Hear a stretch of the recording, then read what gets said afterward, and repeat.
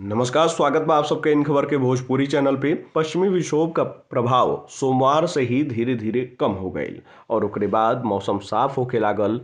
आपके बता दें कि अभी भी मौसम विभाग के अनुसार ये पूरा सप्ताह मौसम साफ रही और आवे वाला अगला सप्ताह में यानी कि 13 तारीख के बाद मौसम में परिवर्तन देखे के मिल सकेला।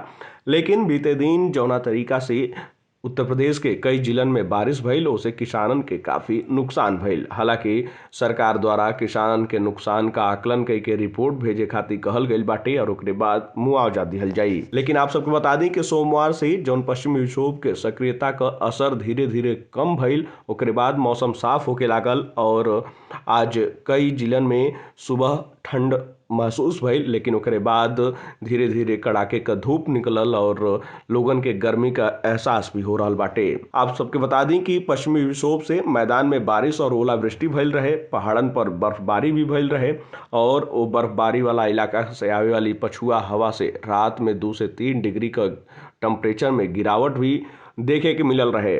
वहीं आपके बता दें कि गर्मी के शुरुआत हो चुकल बा, लेकिन अभी गर्मी कपड़न के त्यागले का समय नहीं खे आयल। बाहर का तापमान अभी भी शरीर के तापमान से कम बाटी, यही से एहतियात बरतल जरूरी बा।